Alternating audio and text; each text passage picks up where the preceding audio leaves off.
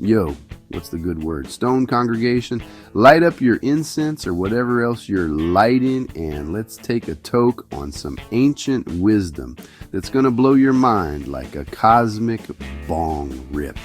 Today, we're diving into paradise lost in the Epic of Gilgamesh. Yeah, the OG environmental faceplant and its freaky connection to the Garden of Eden story in Genesis 2-3.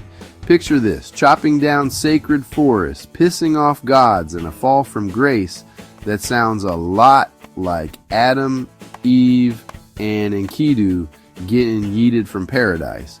Plus, we're going to vibe on how this ancient drama is basically a 4,000-year-old warning about trashing the planet with our fancy tools. So grab your snacks, maybe some forbidden fruit gummies, and let's get biblical and a little Babylonian.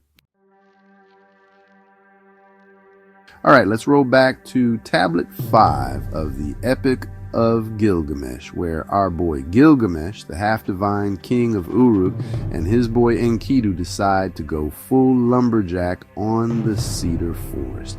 This ain't just any forest, it's a sacred grove guarded by Humbaba, a monster so scary he makes your worst dispensary dealer look like a teddy bear. Humbaba's got a gig from the god Enlil to protect those cedars, which were like the Lamborghini of timber back in Mesopotamia. Rare, pricey, and perfect for flexing with a fancy gate in Uruk. So, Gilgamesh and Enkidu show up with their shiny bronze axes. Think ancient chainsaws, and they straight up slay Humbaba, chop down the trees, and haul the wood back home. Sounds like a win, right? Nope. The gods are pissed. Enlil's like, you messed with my forest, bro. And later, Enkidu gets smacked with a divine death sentence. Talk about a buzzkill. Now here's the dank theory. This whole episode smells like a metaphor for deforestation. Mesopotamia was all about raiding forests in places like Lebanon for cedar. Think of it as their Amazon rainforest. Archaeological digs like the Gab Valley study from 2022 show these folks were clear-cutting cedars left and right around 2900 to 2700 BCE, turning lush forests into olive groves and farmland. Sound familiar? It's like they had Bronze Age bulldozers and they weren't afraid to use them. Now, let's spark up a connection to Genesis 2-3. You know the story. Adam and Eve chilling in the Garden of Eden, munching on everything except that one forbidden fruit from the tree of knowledge of good and evil. God's like, don't touch it or you're out of here, Genesis 2:17. But Eve, tempted by that sneaky serpent, grabs the fruit, shares it with Adam, and boom, they're kicked out of paradise, cursed to toil and sweat. Genesis 3:17-19. Here's where it gets wild. What if that knowledge isn't just about knowing right from wrong, but about tech? Like the know how to make better tools, axes, plows, maybe even a proto-leaf blower that let humans go ham on nature.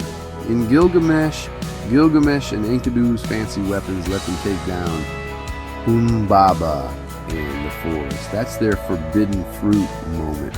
And it costs them big.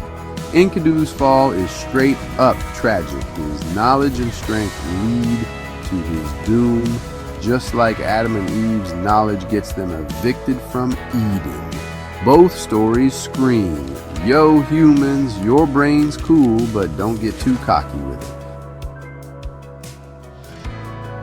And check this, Enkidu's fall is another parallel to Genesis.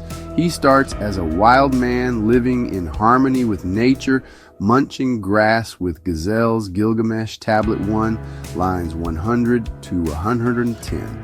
But once he gained knowledge and hooks up with Gilgamesh, he's cutting down sacred trees and ends up cursed by the gods.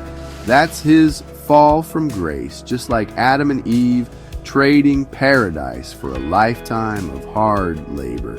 It's like the Bible and Gilgamesh are passing the same joint, warning us about messing with nature's vibe. Okay, let's zoom out. The Gab Valley study shows that around 2900 BCE, people were slashing and burning forests in Syria to build their empires, just like Gilgamesh and Enkidu. Fast forward to today, and we're doing the same thing, but on steroids. The World Bank says we have lost 1.3 million square kilometers of forest since 1990. Poof, gone. Thanks to chainsaws, bulldozers, and our obsession with burgers and palm oil.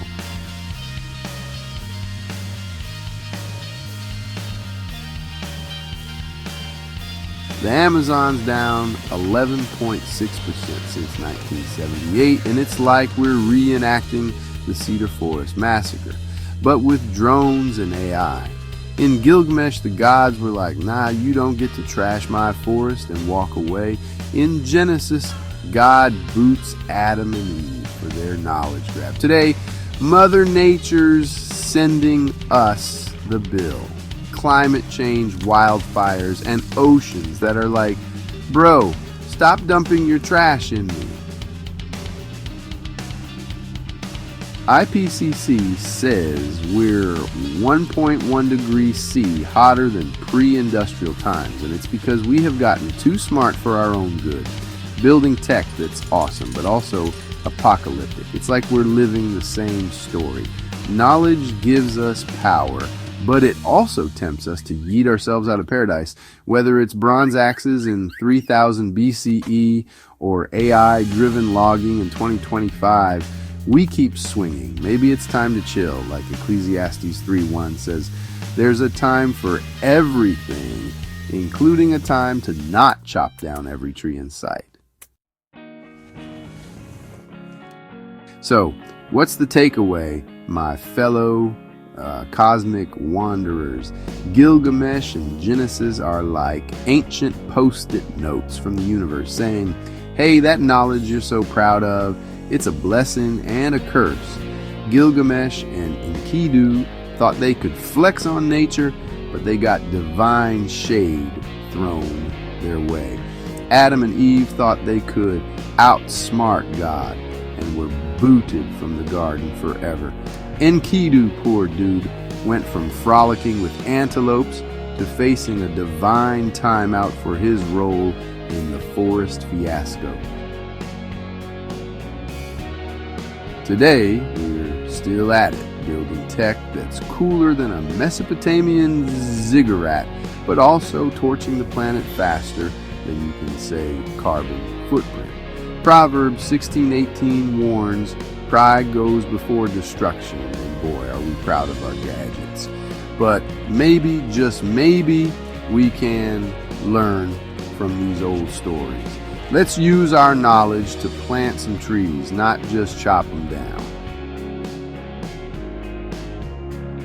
All right, Stone Bible Study, fam, that's a wrap. Next time you're vibing under the stars, think about Gilgamesh, Enkidu, Adam, and Eve, and ask yourself, are we going to keep swinging those axes, or are we going to chill and save our Eden? Drop your thoughts in the comments. Did the ancients nail this environmental warning, or are we just high on our own theories? Subscribe, hit that bell, and let's keep getting deep into Scripture. Peace, love, and don't anger El, the Most High.